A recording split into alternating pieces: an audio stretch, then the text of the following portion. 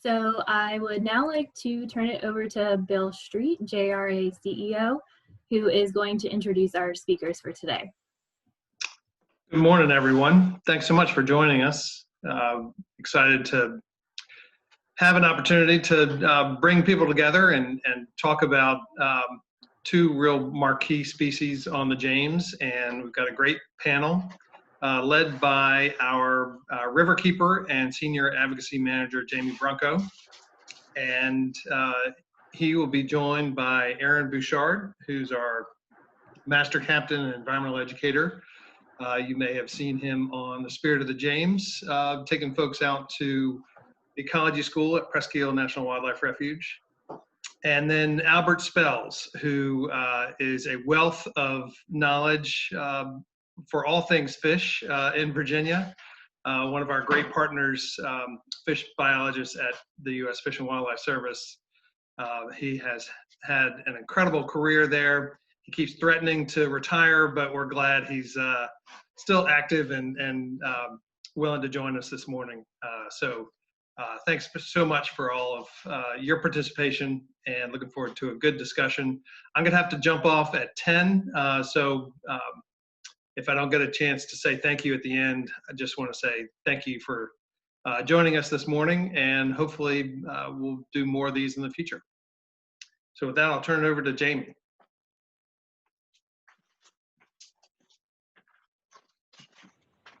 Wonderful. Thank you, Bill. Good morning, everyone. I'm going to share my screen to start off our presentation. And as Bill said, we've got three folks that will be kind of speaking over the next 30 minutes or so. Myself, Aaron, both of us with JRA, but we've got a real special guest today, Albert Spells, who is, as Bill said, a wealth of knowledge. Whenever we've got a problem that we're trying to solve that relates to migratory fish, usually Albert's one of our first calls, and that was certainly the case for this webinar. The structure of how we wanted to handle things today was I'm going to present a little on shad and talk a little bit about the challenges that shad are facing on the James. Aaron's going to do the same for sturgeon, but Albert, with all of his experience and knowledge on both of these species, is going to sort of bracket our comments and provide some sort of context from his career. And I've also asked him to help kick off the conversation today and tell you a little bit about why these two fish matter. What's the big deal with sturgeon and with shad? So Albert, feel free to take it away. And I'm going to show you a couple of pictures of these two fish that we're focusing on today. Well, good morning. Why does American shad and Atlantic sturgeon matter? Well, first of all, I mean, just culturally, both fish have been very important to us.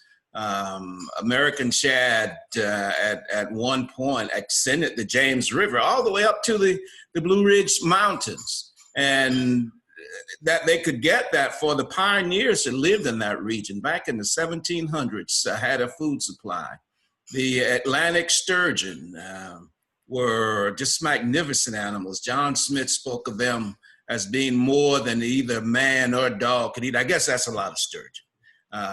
But for Atlantic sturgeon, I would tell folks that we would probably be having this conversation in French or Spanish today, because it was very likely that the colonists would not have survived the starving times but for Atlantic sturgeon being present in those rivers and the Native Americans having taught them how to catch them.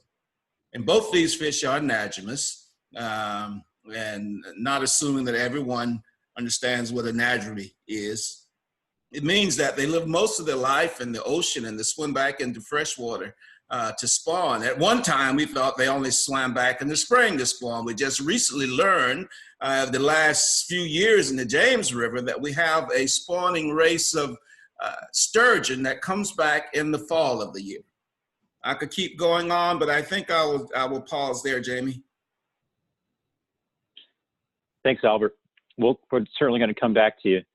So these are both migratory fish, and they both face some unique challenges that we're going to briefly describe to you all this morning.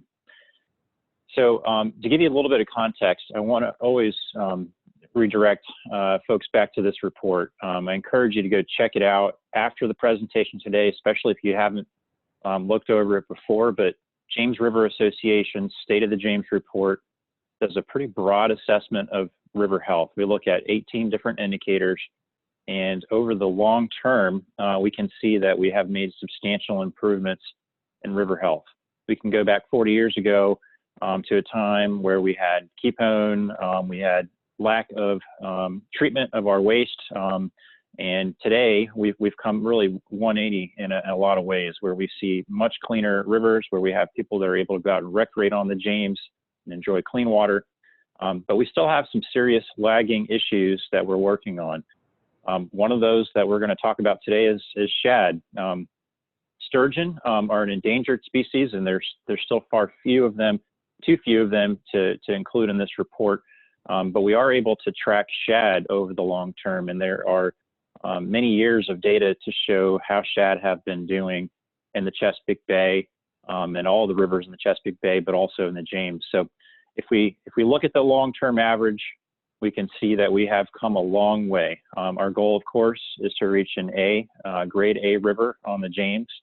And to do that, we need to have reduced pollution levels. We need to take all of the actions necessary to restore the health of the landscape, to make it more resilient. Things like fencing cows out of creeks and out of the river, upgrading our wastewater treatment plants, and making our cities more able to absorb that stormwater runoff, that polluted runoff, so that we don't have that ending up in the river and polluting it. We've come a long way there, but we still have to make those improvements. So the real question is, we've gotten to a B-. We've seen water quality improve. We've seen other fisheries improve and other indicators improve. Shad have not been going in that same direction. And American shad are what we're really speaking of here. These are really one of the iconic species in the Chesapeake Bay region. Shad roe is a known Chesapeake Bay delicacy. We've got the Shad Planking Festival in Virginia, which has deep political ties and history in Virginia.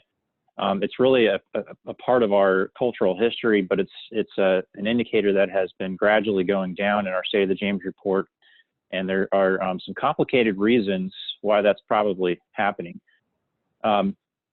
American shad are part of a genus called Alosa. And if you look at the scientific name for American shad, Alosa sapidissima, it translates to essentially the most delicious of the shad. So they're part of the herring group of fish that I'm sure you've heard of herring. We've got not just American shad, but we've got river herring, blueback herring, alewives. All of these species are sort of facing similar challenges, but nothing quite so clear in the James as American shad, where we've seen these numbers really decline over time, despite our best efforts to turn the story around. So 2019, we hit 1% of the restoration goal that has been set for American shad. Shad are measured, monitored by the Virginia Institute of Marine Sciences and by the Department of Game and Inland Fisheries in different segments of the river. The Game Department is doing a lot of the work closer to the fall line in Richmond and at Boshers Dam at the western edge of the city of Richmond. VIMS, or the Virginia Institute of Marine Science, they sort of cover the tidal stretches. And so they have a long-term data set that shows shad have not been improving. So what have we been doing to try to help shad? Well, we know that like many other species, offshore fishing, lack of habitat, dams have harmed shad, river herring. We've removed a lot of dams in the James and across the Chesapeake Bay. There's been dedicated state staff and experts like Albert that have worked for many years to make sure that we are either removing dams or adding fish passage structures so that when these fish come back in the springtime to spawn, they are met with open waters as opposed to a dam that blocks their migration and therefore their access to spawning habitat. So we've made great strides in improving access to a lot of habitat, including with the addition of the Boshers Dam Fishway. That structure theoretically opened up lots and lots of habitat, really stretching all the way up to Lynchburg for the first time in the 1990s. So that was a really big deal. However, we still did not see the response that we wanted to. To help to sort of bolster the efforts after some of the fish passage structures had been installed, the Department of Game and Inland Fisheries partnered with U.S. Fish and Wildlife Service and others, did a lot of work to stock shad for years. And you can see here on this slide that the James was by far the biggest recipient of shad stocked fry. So these were typically released above Boester's Dam, where shad were just kind of small little fingerlings. But again, we just have not seen that improvement. And in 2017, the Game Department pulled back those efforts and stopped the stocking program because we just were not seeing the response that we needed to see, and we weren't seeing that improvement in numbers. So American shad continued to be a great challenge, a great concern. And looking at our State of the James report, they are the lowest scoring indicator in the report. I want to leave you on a high note. There are many things happening to try to turn the story around. It has, unfortunately, the shad stocking program didn't achieve the success that it was intended, but there is still a lot of work being done to better understand the challenges and to hopefully take some actions in the coming years. So these 5 categories are what I sort of characterize as some of the major issues affecting shad. Some of you may have heard of the expression of, death by 1,000 cuts. That can be applied, I think, to shad because there are such a large number of issues affecting them. It's not one thing. It's unfortunately not a situation where we can take a single action and get the response that we want. We need to sort of buckle down on a lot of areas to tackle offshore fishing, something called bycatch. When there's fishing taking place in the ocean, they may be seeking a certain species, but they're going to accidentally catch a certain number of American shad in the process. And that can, over time, have an impact on the overall numbers of shad that are then able to return and spawn. Lack of habitat. We have not seen the growth in underwater grass beds in the James that we've seen in some of the other tributaries of the Chesapeake Bay in recent years. We have seen improvements, but we still have some work to do to increase the acreage of underwater grass beds. These are essential habitats for young fish. These are places where they can hide from predators and provide structure to get away from predation. Of course, underwater grass beds provide a lot of other benefits to water quality. And as we continue to do the good things on the land to trap pollution and prevent it from washing downstream, those are actions that can help to boost grass beds. So with more grass, we hope we have more shad as well. Industry and pollution. So we have, again, made a lot of progress, but there is still more work to do to fully implement the Chesapeake Bay cleanup plan to reduce pollution levels in the James to a healthy level. And there's work taking place to achieve that by 2025. That is a statewide effort in the Chesapeake Bay drainage to again, reduce pollution going into the bay. But we also know that certain industries that draw a lot of water into their facilities can sometimes pull in fish, not just shad, but a number of other kinds of fish in the process, and that can kill those fish if they're pulled into water intakes at power plants or at factories and industries. Those are major issues as well, and we have a lot of industrialized areas along the James in that tidal fresh region where shad would occur. We talked about dams and migratory barriers already. There are still some challenges there. Maybe we need to make some more improvements where there is fish passage. Maybe the fish passage structures are not always working the way that we designed them and intended them to.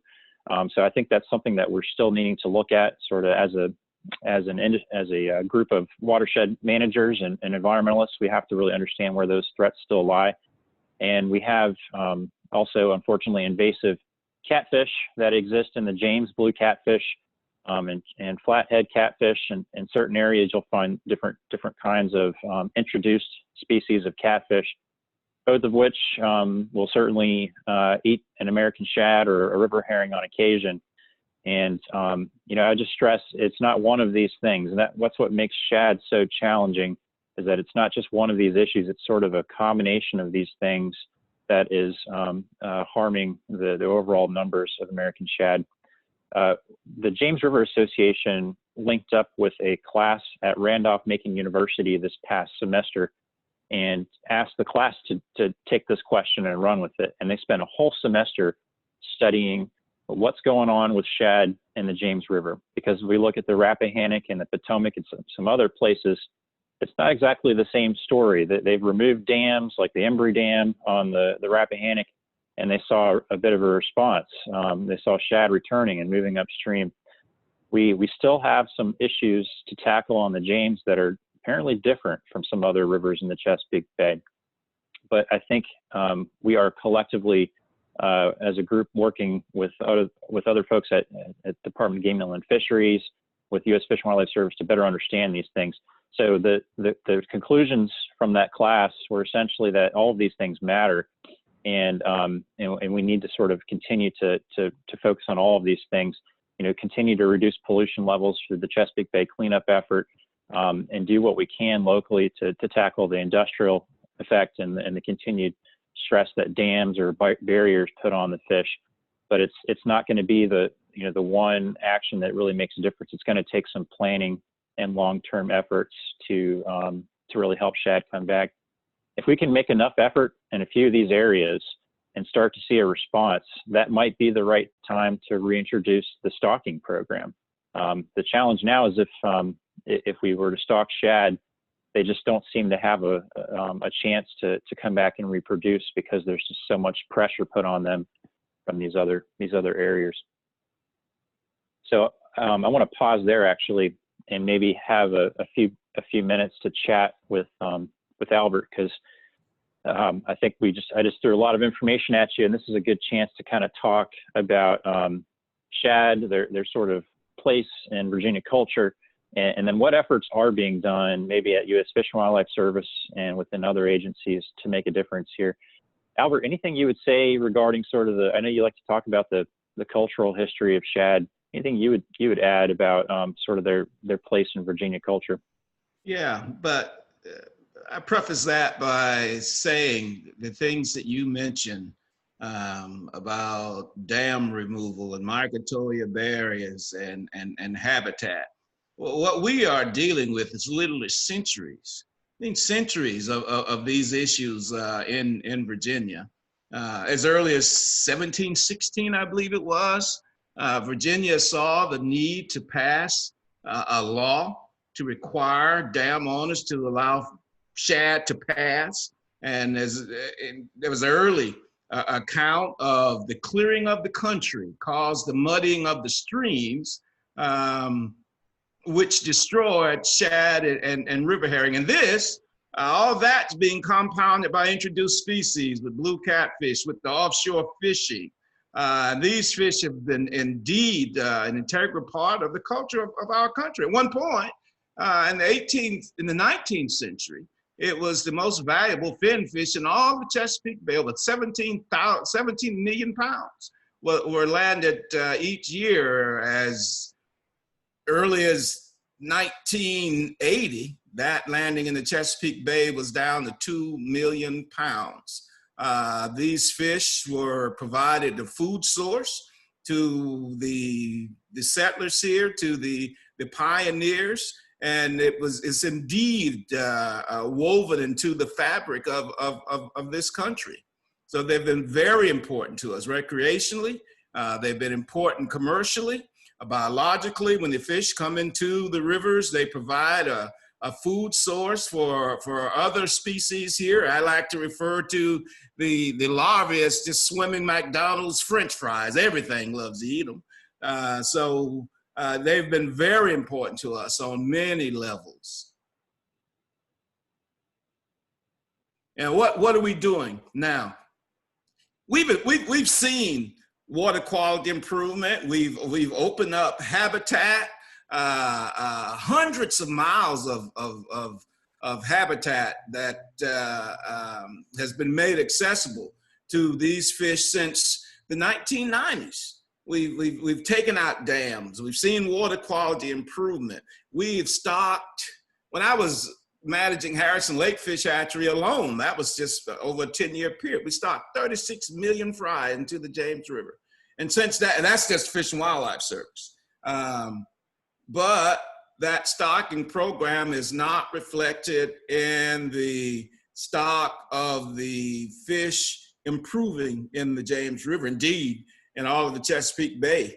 And along the East Coast, we're seeing similar issues. And we think part of the problem might be that offshore fishing. And the National Marine Fisheries Service has just a year or so ago started putting observers on those boats out in the 3 mile zone and maybe outside of the 3 mile zone to observe bycatch in some of those fisheries. Because the question remains, we don't see the fish coming back to the James River, but the population in the Potomac River has always been fairly healthy. You know, we did work up there several years ago, and it was the Potomac River that provided broodstock for a lot of the fish in Pennsylvania and in Maryland. So we still have a lot of questions to answer. It could be that the fish, once they leave the rivers, that the fish from individual rivers might be congregating in specific areas of the ocean, and that's where some of the targeted species for other recreational or commercial species are being chased, and incidentally they're catching American shad. We don't know the answer to that yet, but we do know that we will continue to work on restoring this population, and we depend on folks like the James River and the state to work with us to do that. Nobody can do this alone.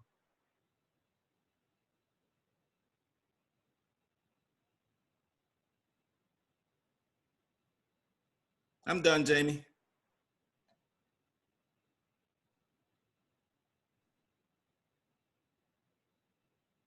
I think Jamie's on mute.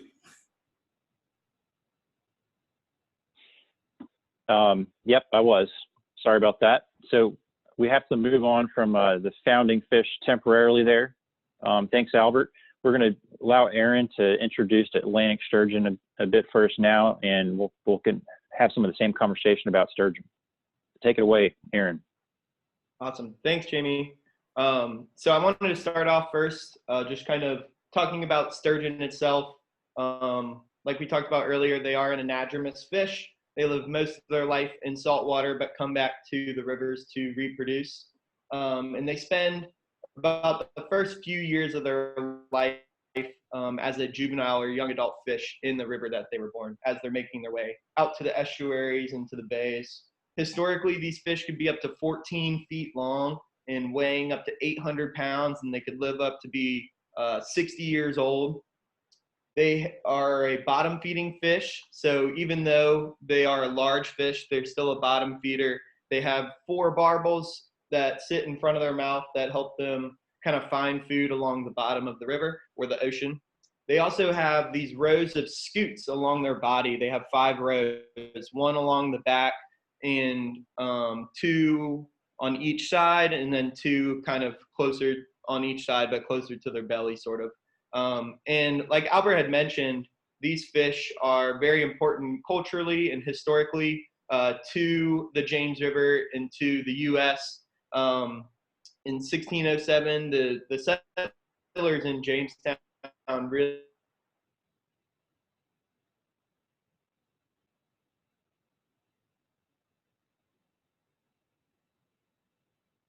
that just kind of shows the huge historical and cultural impact that these fish had. Now, going from there up into the 1800s, the late 1800s, the commercial fishery really kind of took off, and the population in the James River really started to go down. And Albert, I wanted to ask you, why were these fish so valuable commercially, and also why would commercial fishing have such an impact?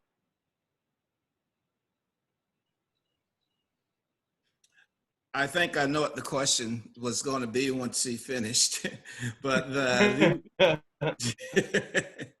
You're freezing up, Aaron. That's what's happening. But these fish were so valuable because of their flesh and their eggs. This is one of the animals where you get premium caviar from. And ironically, on the James River, when the English first tried to make caviar, it got back to England, it was spoiled, so they thought it was inferior. But they just hadn't salted it and preserved it properly. But the fish was used as meat as well. I think it was called Charles City bacon. So it was very important, and because of the sturgeon, we believe that the colonists survived during the starving times at Jamestown. Is there anything else that I missed, Aaron? Yeah. So why do you think commercial fishing in particular would have such a huge impact on the sturgeon as compared to some other fish? Yeah, these fish are long-lived fish, and they're slow to mature. It's like human beings. A female may not mature for 15 to 20 years, and then once they mature to spawn, they only return to the river, we believe, maybe every 3 to 5 years to spawn. And with the commercial fishing, and we've seen it in the James River. I've worked in this river specifically with sturgeon, and in the striped bass fishery, when the fishermen lay their nets for striped bass to catch sturgeon.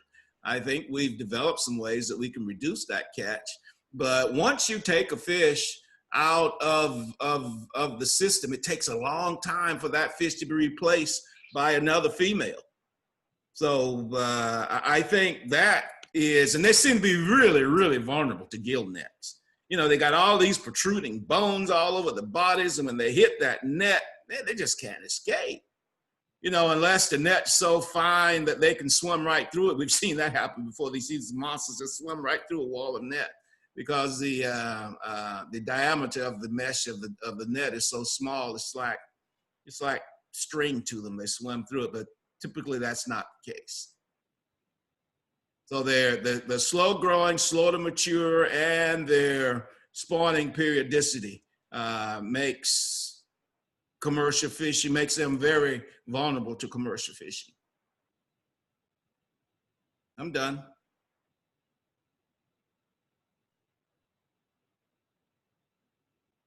So Aaron, it looks like you're frozen up there, unfortunately. We'll Can you all hear me? I can hear you. Yeah. Okay. Sorry about that. So I ended up kind of losing my internet for a second, so I'm not sure where we ended off, but. Well, I discussed how, because the fish are so slow growing, because of their slow age to maturity, and how vulnerable they are to fishing gear, that it makes them really vulnerable to commercial fishing. Yeah, exactly. And that commercial fishing really had a huge impact on the sturgeon population. And through the late 1800s and early 1900s, the pressure on these fish really caused their population to go down a lot. And in 1974, BMRC put a ban on fishing for sturgeon in Virginia waters. And so in between that and the act by NOAA to list them as an endangered species, there's kind of a lot of things in between there. But one of the things was that the research programs for these fish really started to take off in between those times. And Albert, I wanted to ask you if you wanted to talk about a little bit kind of how those programs started and kind of what it was like to, be at the beginning of those research projects that were taken off for those fish. Well, it might have started, I wouldn't call it dare. I can remember being in a meeting in 1995 or 1996, and there were some people that were saying that sturgeon were functionally extirpated from the bay. Well, I'd had a relationship with VIMS. In fact, my office was at VIMS at that time, and there was a liaison that VIMS had employed to work with commercial watermen who I got to know. Jim Owen was his name. And Jim said, Albert, they're catching sturgeon, but they're not going to tell you. unless you put some money on the table. And that's what we did. In 1997, we cobbled together some funds from different partners in the Fish and Wildlife Service, offering watermen a $100 reward if they would provide us a live fish. And through that program, we recorded over 300 fish captured. And the really important thing is there were numerous 2- and 3-year-old fish that we got, and most of the fish that we recovered. This reward program was for all of the western shore rivers of the Chesapeake Bay in Virginia.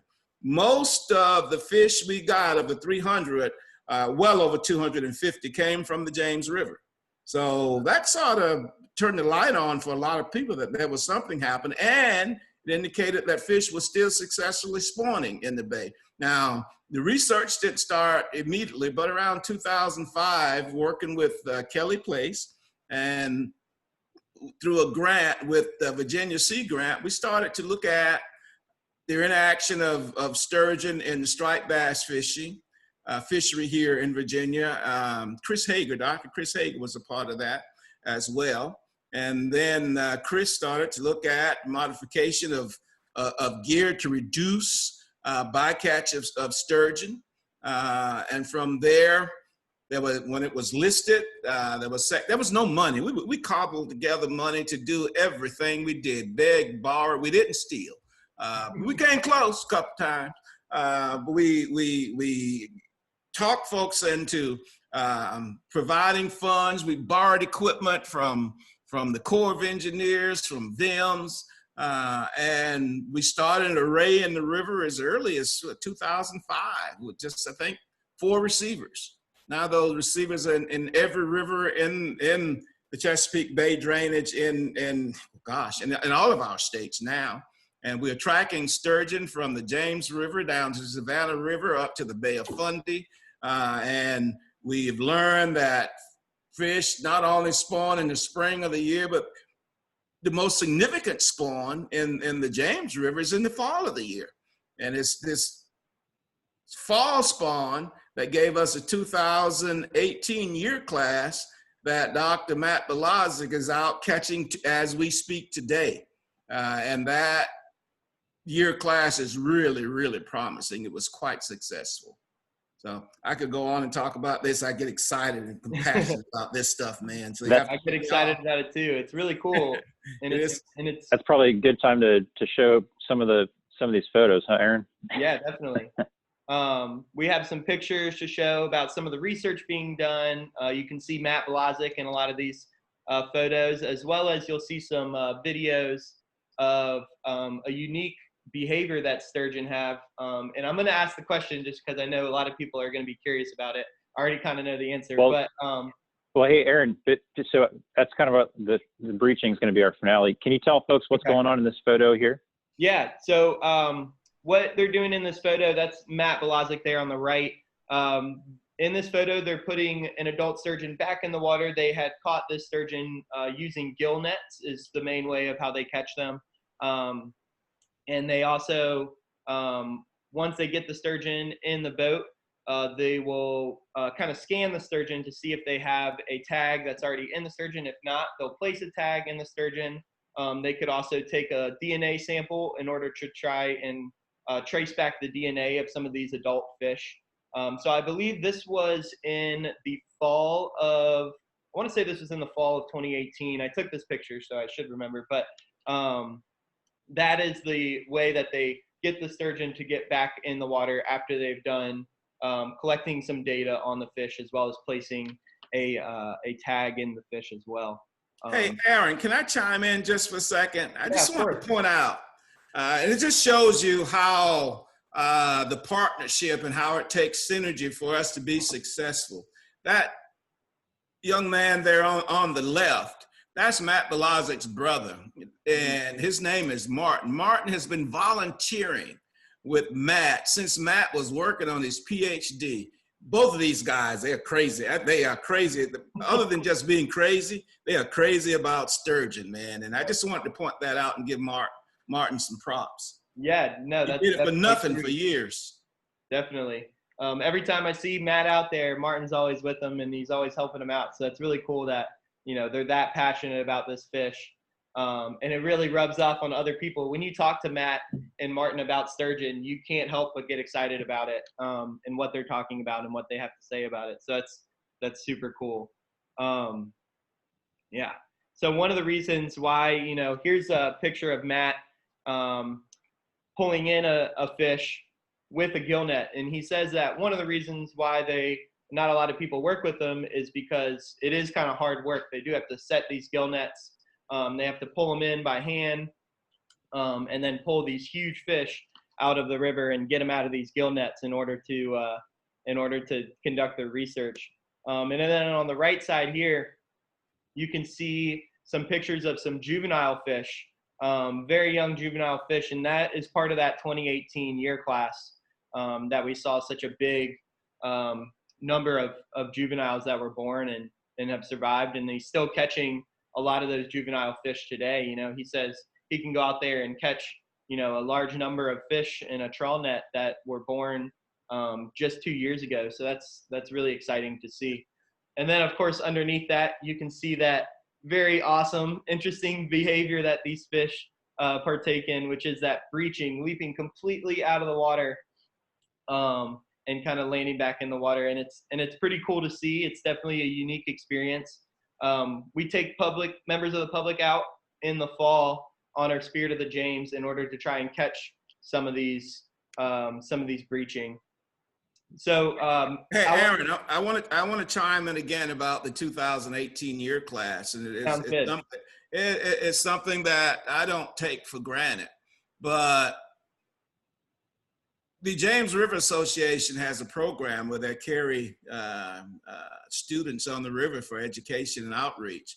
And it was through that program that we first learned about this 2018 spawn, when during their educational cruise that they captured juvenile sturgeon. We had never, and I don't know if anybody in the Bay has ever seen sturgeon that small that would naturally spawn in the Bay before. And it was because of the James River Association's effort to educate the public that we learned about this spawn initially. And since that time, we've argued that those data points are really important, that we have groups like the James River Association, Chesapeake Bay Foundation out there pulling nets through the water, educating people, and they could provide data points on Atlantic sturgeon. The only other time we got a juvenile sturgeon, about a 1-year-old, was the Chesapeake Bay Foundation back in the early 2000s off of Westover. So I really appreciate what you guys do,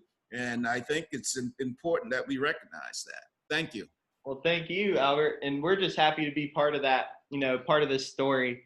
We were very excited to pull those fish up and to be able to share that with you and with Matt and with everybody what we had found. So it was a really cool experience, and I'm glad we could be part of it.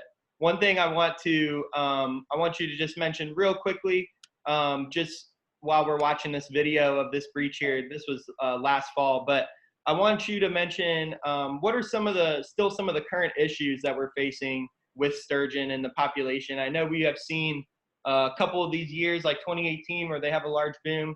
But overall, what are still some of the current impacts that these fish have to endure? Well, habitat loss is one of those. Jamie spoke about habitat loss and how turbidity enters the water, where these fish depend on clean, hard bottom to successfully spawn. And it does not take much sediment to kill eggs, and it's important that you have clean gravel and cobble that the juveniles will utilize for survival habitat. They go down in the interstices of the rock in the day to hide from predators, and they get up and swim out of those interstices down river until they find more clean bottom. That's one of the biggest threats, is that we still have a lot of turbidity coming into the system. They are very sensitive to low oxygen. And one of the reasons I believe that we have sturgeon in the James River besides the 1974 moratorium is that the James River water quality, compared to other rivers in Virginia, particularly Rappahannock, we have not had significantly low oxygen that persisted in that river over time. These fish, in fact, is the indicated species for oxygen in the Chesapeake Bay. So habitat loss, fishing bycatch is still an issue in the rivers and in the ocean. But I think those are the significant risks to the fish. Oh, and one other thing, not only to sturgeon, but to American shad, and that is global climate change. Even though I believe that this fish will persist through global climate change just because of its habitat range up and down the coast, it can be problematic. It can be problematic for American shad. With water temperatures changing, with the periodicity of rainfalls and flows in the river, the timing of the larvae and the things that these fish eat when they are juveniles, it can all be important. If anything is out of whack, it can cause for a really poor reproductive year.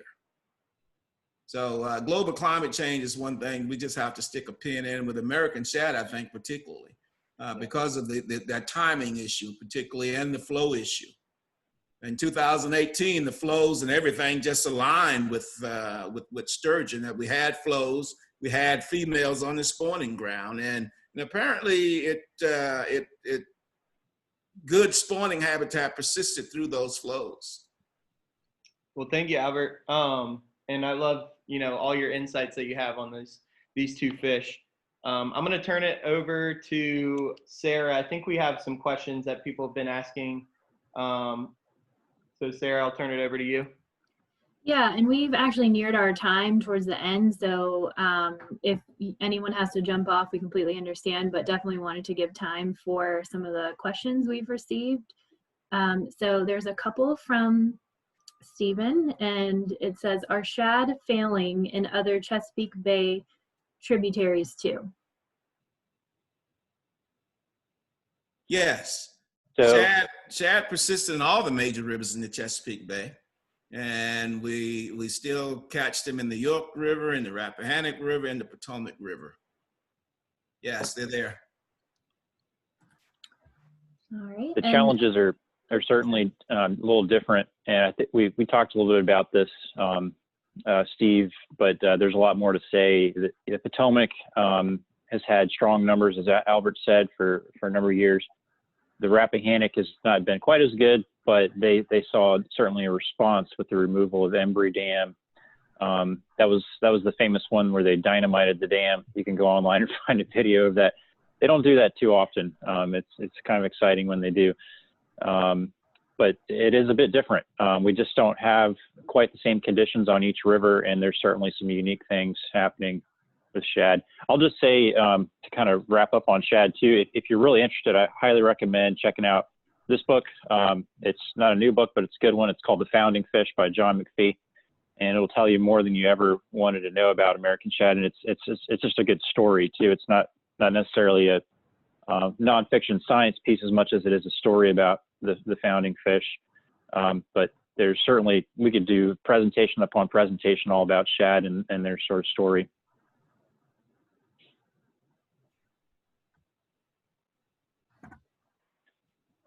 Okay. And I know we had a question about why does sturgeon breach. So I know Albert's got a theory, Aaron's got a theory, some others in the audience may have a theory. Let's discuss. Yeah. My answer is, this is Albert. I don't know. Nobody seems to know. You could probably build a career off of answering that question. Some people think it's a means of communication to inform other sturgeon in the region that I'm here and I'm ready to spawn. Some people think that it may happen when they're coming back from the ocean and they have sea lice on them and they're trying to pound that lice off of them. I don't know if anybody knows for sure. Yeah, it's definitely probably the most common question about sturgeon that people seem to ask is, why do they do that behavior? And it's definitely interesting that we're not sure. But Aaron, you had an answer yesterday. You said it's because they're happy. Yeah, they're excited. Yeah. Excited to be back in the river. They're like, hey, I remember this, and they just are jumping all around. I had mentioned the other day to Albert that last week, actually, I saw a young adult sturgeon jumping out of the river, breaching out of the river. It was only about 2 feet long, and I saw it completely jump out, and it took me by surprise because it's not something that I've seen before. So, you know, it's definitely an interesting behavior, and it's apparently not just the adults that are doing it. So. And they do it in all the rivers that they occupy, and to the point that it can be dangerous. In Florida, there have been people injured motoring down the river in a boat, and you get a 40, 50-pound sturgeon that jump, and you're traveling 25, 30 miles an hour, and you have a meeting in the middle of the river. That can cause some pain. Yeah, definitely. That's happened. We've heard in the James River, catfish fishermen, recreational fishermen fishing at night, and all of a sudden, bam! You know, something hits the bottom of his aluminum boat, and there's a big old sturgeon there. Oh, that's wild. I think we got one more question about the sturgeon. Sorry, go ahead, Sarah. Okay. Let's see. So we have, what can individuals do to help? And I think I'd like to do this one too. Are sturgeon being reintroduced between river systems? Sturgeon are not being introduced between river systems. There is no plan, no plan for hatchery reintroduction of sturgeon, even though the aquaculture processes are being improved. We have a Fish and Wildlife Service facility in Charleston, South Carolina, where the fish spawn every year. In Canada, they've been very successful at spawning, but we have no plan to reintroduce them between river systems, and that's been a point of discussion for some years in the profession as to should we stock or should we not. So the short answer is no, they aren't being introduced back into rivers at this point.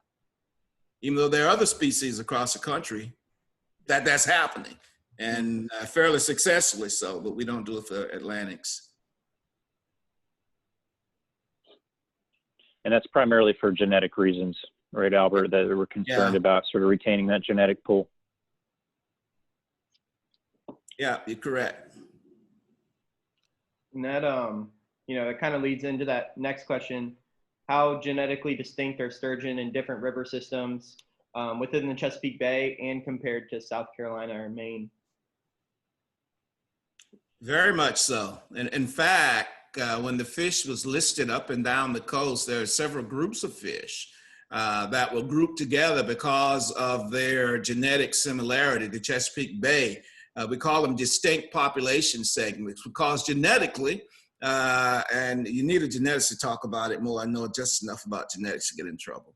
But genetically, the fish in the Chesapeake Bay are very, very closely related, and they are separated from the fish south of us. So there's two distinct population segments there. And then there's a population just north of us, New York Bight, that's distinct, even though the New York Bight fish and the Chesapeake Bay fish are close related than the fish south of us. They're still separated enough that they can be called a distinct population segment. And all the fish along the Atlantic coast from Florida to the Gulf of Maine, those several, and I can't remember off the top of my head, it's 6 or 7 distinct population segments. But in the Gulf of Maine, that's the only DPS that is not listed as endangered. It's listed as a species of concern there. And one thing that I've heard, and correct me if I'm wrong, Albert, but that even the fish that come during the spring run and the fish that come during the fall run can have genetic differences as well in the James River. Yeah, Matt has documented that there is some genetic differences, and he calls them races. And he thinks that genetically you can look at these fish in the James River and you can tell the difference in the races. Just looking at behavioral patterns.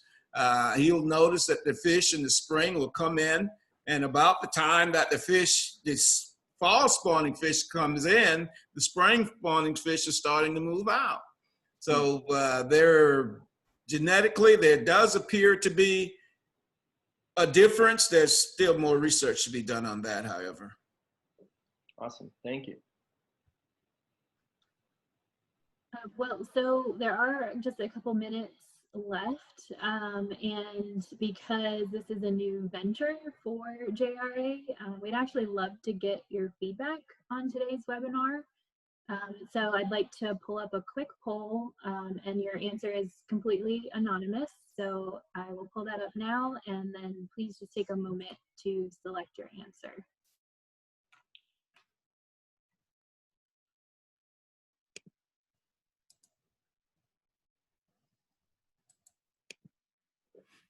Hey, Sarah, could I mention one more thing real quick while they're polling? Sure. So one thing that we do at JRA that's really cool, and Catherine mentioned this in the chat, is during the fall, we take the public on trips on the Spirit of the James out onto the James River to try and look for some of those sturgeon breachings that are happening. So if you're interested in learning more about sturgeon, if you're interested in trying to catch one of those breaches happening, definitely keep on the lookout, either on our website, or I'm sure we send it out on our newsletters about those sturgeon, the great return trips that happen in the fall. All right, thank you for mentioning that. And I'm gonna go ahead and end the poll. And just a couple other things real quick. I'm gonna share my screen again in just a second.